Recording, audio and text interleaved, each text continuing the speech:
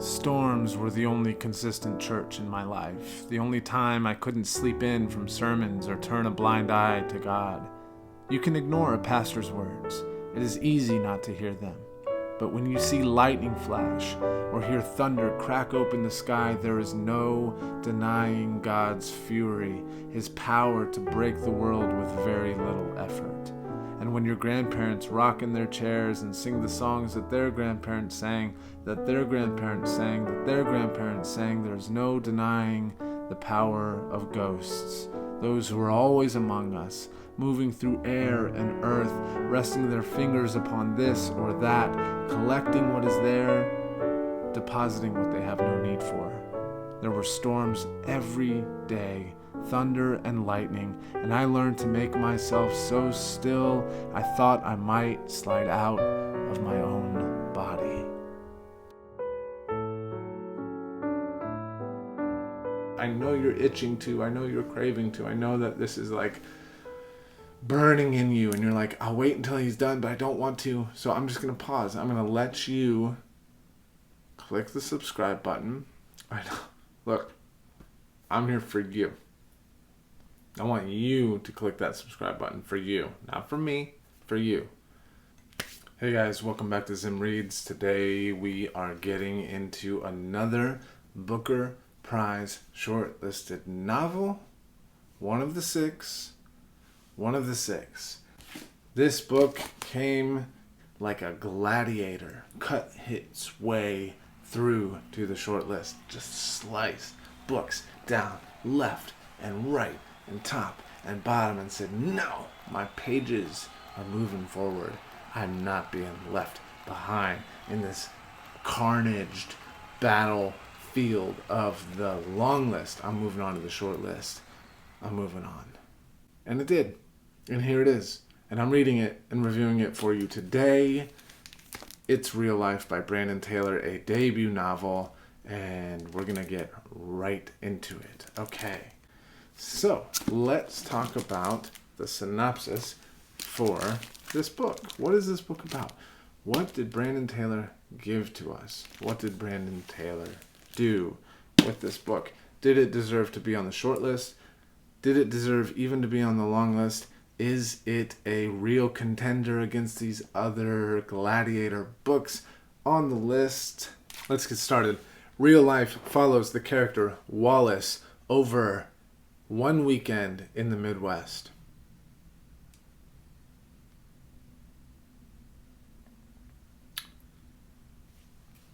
It is about one weekend in the Midwest.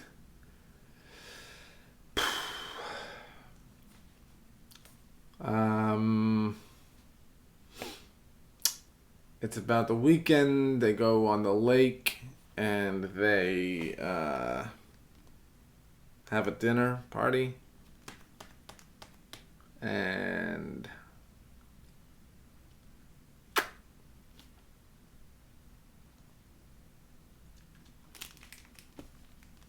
you guys are here to see a book review. I'm going to do a book review of this guy. Okay? Real Life, Brandon Taylor. Let's get into the pages of this book. The book opens. We learn Wallace's father has been dead for a few weeks.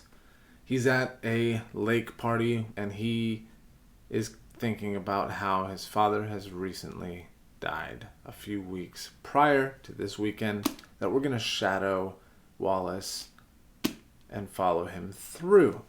His father has died, and the book opens with this scene where one of his female white friends, a little bit tipsy, a little bit crazy, maybe, a little slightly overly affectionate with her friends, she kisses Wallace on the lips, and it was Wallace's first kiss. Now, Wallace is a black gay man, and this woman, out of some weird impulse to comfort, but also maybe to make her boyfriend jealous, I don't know, kisses Wallace on the lips.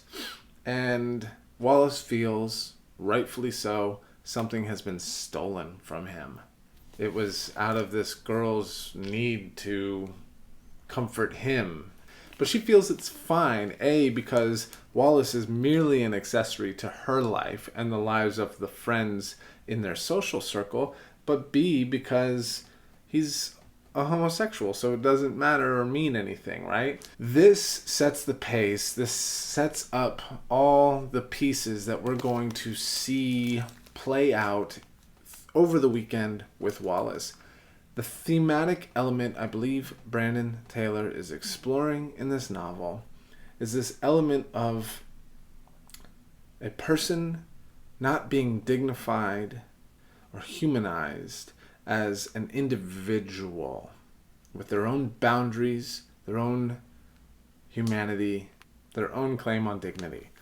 Wallace is treated over and over and over again by his friends, by his lovers, by his superiors at the institution where he is studying some form of science, by even his own self in some ways. He is treated as an accessory to other people's lives, never dignified as a human, as an individual. And that to me is what Brandon Taylor is exploring. Now, we follow Wallace over the weekend as situations present themselves where we see that element play out over and over and over again for Wallace. As we know, Wallace is gay, and he sparks up a romantic relationship in the first 30 or 40 pages with a friend in his social circle named Miller.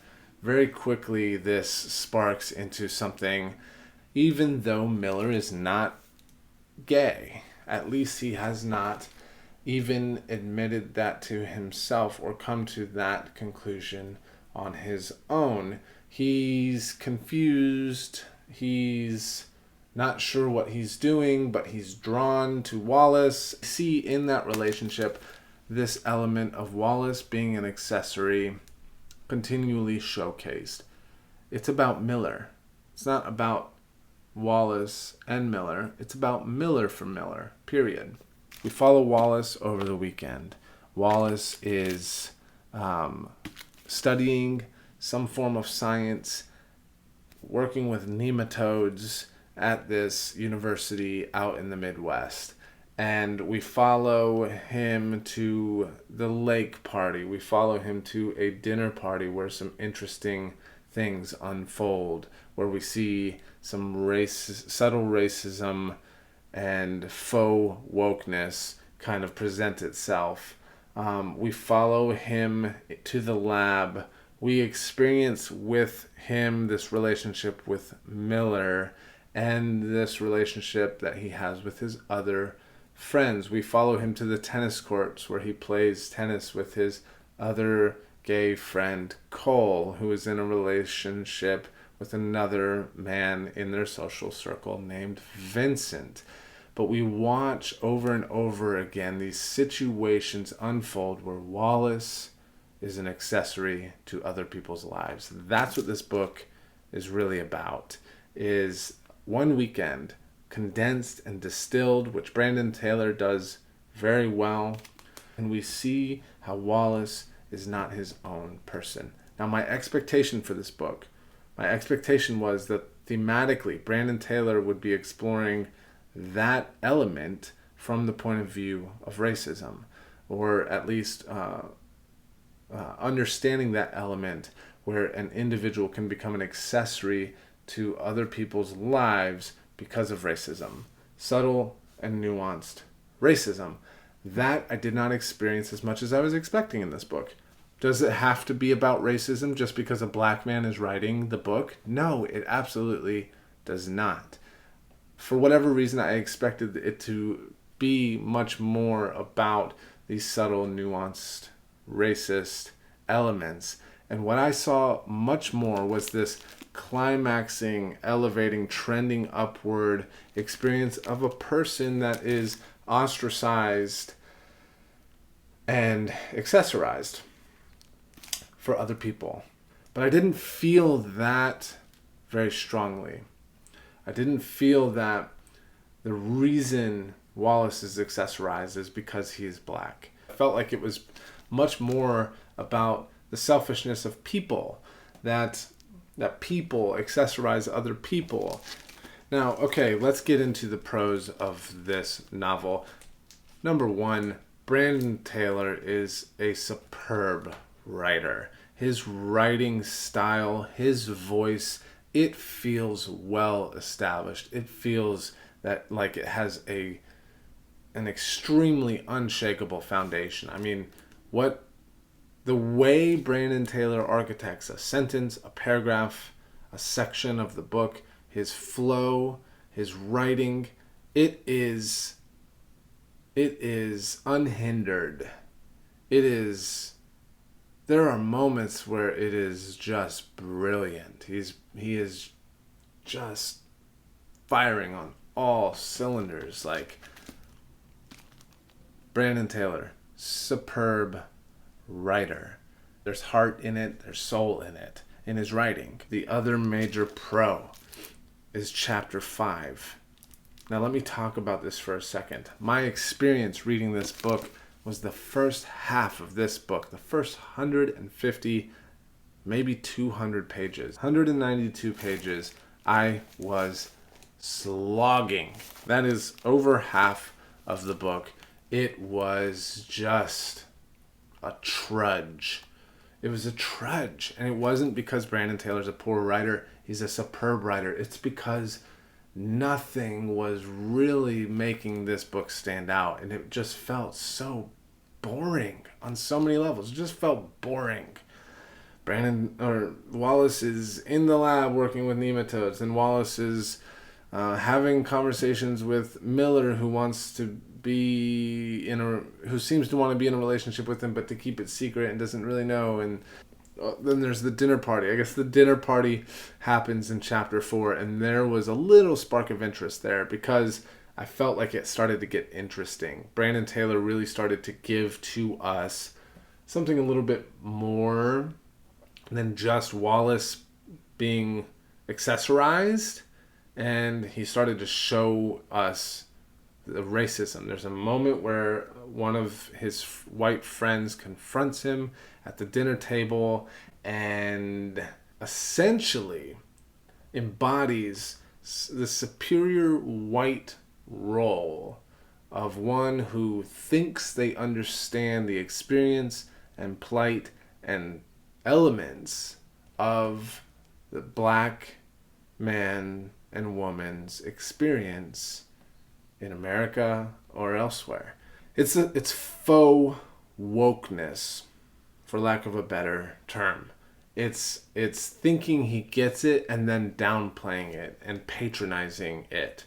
It's like even the boldness of being able to speak about the experience of black people as though he understands it. It's totally messed up. So there's that moment in chapter 4.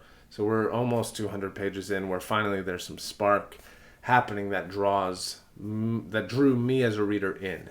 Then chapter 5. Now chapter 5, to me, if Brandon Taylor, I keep on wanting to use Wallace and Brandon Taylor interchangeably. Chapter 5 is Brandon Taylor hitting a home run. Chapter 5 on its own, it's stunning. And Brandon Taylor switches gears. Chapter 5 suddenly becomes first person. The whole rest of the book, previous to chapter 5, after chapter 5, is in third person point of view.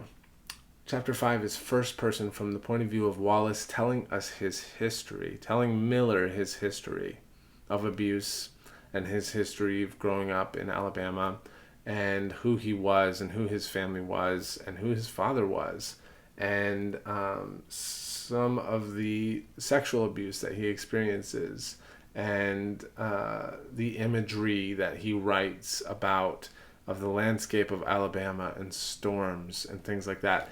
Chapter 5, to me, what I wanted after reading chapter 5, I thought, gosh, the book, like Brandon Taylor just should have written in that voice and written a story, that story in that voice would have been, I feel arguably would have been just a grand slam. I feel Brandon Taylor would have written a story like we see and taste in chapter 5 so beautifully, so devastatingly.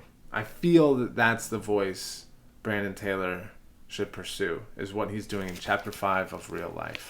Chapter 5 to me was the first time after reading it where I felt I have to keep reading, where I felt the draw of the story. And it switches gears again as soon as we hit chapter 6, goes back into third person, and we're back in this weekend. But what we see Brandon Taylor doing through the story, to me, there's this upward trend line where we see it start in minor ways where Wallace is accessorized, and he starts this relationship with Miller where he's accessorized, and it's not about Wallace, it's about Miller. And then we hit the dinner party where there's some racist bullshit that happens. And then we have chapter 5, which is brilliant. And then after chapter 5, it's just the continuation of Wallace's inner turmoil, Wallace's experience of being accessorized, his professor telling him you really need to consider whether or not you even want to be doing this, and beginning to grapple a little bit with his father's death. But for the most part, apart from chapter 5 and Brandon Taylor's writing, which is, again, superb, this book was just a slog, and it was boring. I was expecting, with how good a writer Brandon Taylor is, the story to live up to that level of excellence. Chapter 5 goes there. Chapter 5 is excellent. Did it blow my head and heart off, as Kisa Lehman, author of Heavy, said? No, it did not blow my head or heart off. It didn't. Should it win? Should it win the Booker Prize? No, I am still shooting and swinging for Shuggie Bain by Douglas Stewart, another debut novel, which is also one of the finalists for the National Book Award. How do you blow your heart off anyway? It's not really on. Your heart isn't on. You can blow your head off. You can't blow your heart off. He should have said blew my head and heart up. Blew me up? Blew my head off, blew my heart up. Blew my head off, blew my heart up. Say that 10 times fast. What is Real Life about? It's about Wallace's weekend. It could have been named Wallace's Woeful Weekend. Wallace's Willy Woeful Weekend by Brandon Taylor. Wallace's Willy Western Woeful Weekend. That's what it could have been called. A terrible weekend. Go to the library, pull this book off the shelf, read chapter 5, put it back on the shelf. You'll love it. You'll love it. Thanks for watching. Thanks for tuning in. Thanks for subscribing. Thanks for commenting. We've got more book reviews coming. We have more National Book Award book reviews coming. The last 2 on the Booker Prize that I have to review are This Mournable Body by Tsitsi Dangaranga and The New Wilderness by Diane Cook. So hopefully my library comes through in time and brings those books to my hands and to my eyes so that I can read them and review them for you. I have a special spooky autumn Halloween-ish book that I'll be reviewing for you guys in the coming weeks. Finishing it up. Not going to tell you what it is. Other than that, have a good one.